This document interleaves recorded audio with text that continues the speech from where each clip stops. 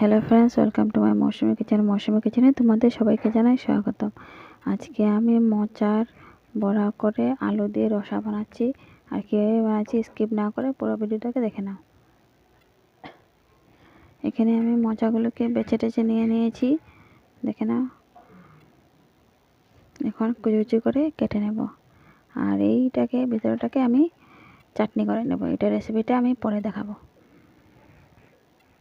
আমার কাটা হয়ে গিয়েছে, এখন আমি সিদ্ধ করে নেব। সিদ্ধ করে নিয়েছি, সিদ্ধ করে চিপে চিপে জলটাকে ফেলে দিয়েছি। এখন ওর মধ্যে আমি দিয়ে দেব আধা কাপের মতন বেসন।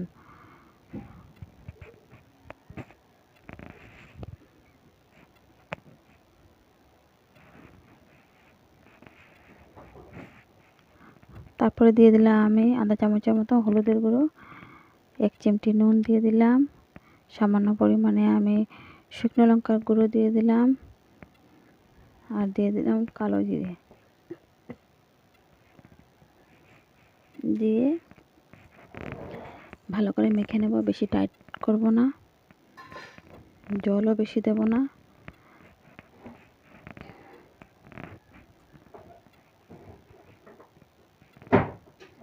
দেখো আমার মাখা হয়ে গিয়েছে সুন্দরভাবে।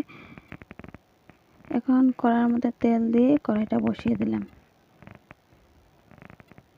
তেলটা গরম হয়ে গিয়েছে, এখন আমি এক এক করে বড়াগুলোকে ছেড়ে দেব।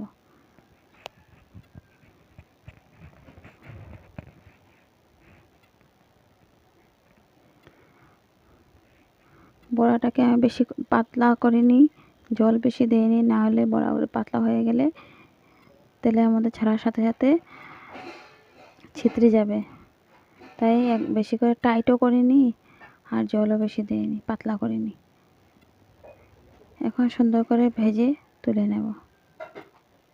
আমার এক পিঠ হয়ে গিয়েছে, আমি উল্টে দিলাম।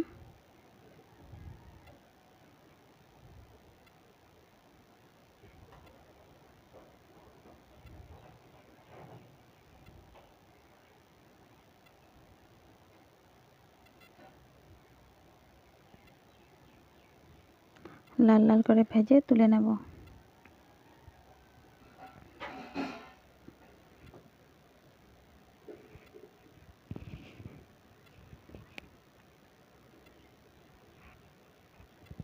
দেখো লাল লাল হয়ে গিয়েছে, এখন আমি নামিয়ে নেব।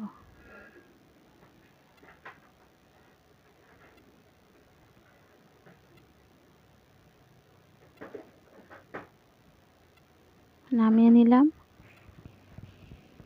তারপরে কড়াইয়ের মধ্যে যে তেল ছিল বড়া করেছিলাম, ওর মধ্যেই আমি দিয়ে দিলাম তেজপাতা, আর দিয়ে দিলাম শুকনো লঙ্কা, আর দিয়ে দিলাম 5 ফোড়ন, আর লং, এলাচ, দারচিনি দিয়ে এখানে আমি আলু কেটে রেখেছি, এগুলোকে এখন ছেড়ে দেব। ছেড়ে দিলাম। আলু, টমেটো, কাঁচা লঙ্কা এগুলোকে একসাথে দিয়ে দিলাম, দিয়ে একটু ভালো করে ভেজে নেব।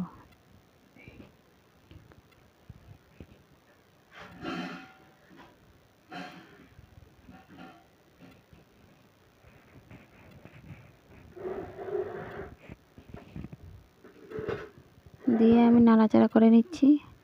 নাড়াচাড়া করে নিয়ে আমি এখানে দিয়ে দিলাম আধা চামচ হলুদের গুঁড়ো, আধা চামচ জিরের গুঁড়ো, আধা চামচ শুকনো লঙ্কার গুঁড়ো, আর আধা চামচের মতন স্বাদ অনুযায়ী নুন দিয়ে ভালো করে নাড়াচাড়া করে নিচ্ছি।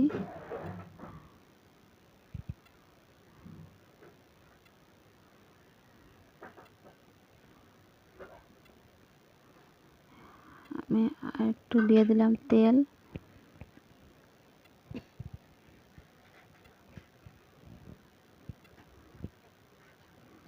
এরপরে দিয়ে দিলাম আমি 1 গ্লাসের মতন জল। জল দিয়ে 15 মিনিটের জন্য আমি ঢেকে রেখে দেব। 15 মিনিট পর আবার আসছি। 15 মিনিট হয়ে গিয়েছে। 15 মিনিট পর আমি আবার চলে আসলাম। দেখে নিচ্ছি যে আলুটা সিদ্ধ হয়েছে কিনা।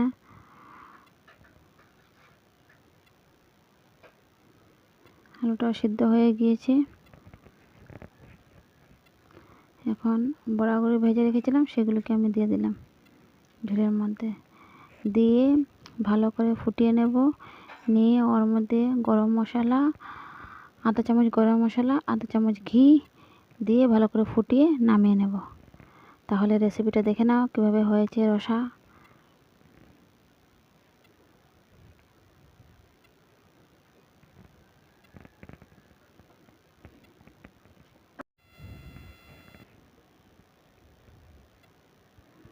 আমার রেসিপিটা যদি তোমাদের সব ভালো লেগে থাকে তাহলে আমার চ্যানেলটাকে সাবস্ক্রাইব করে দিও।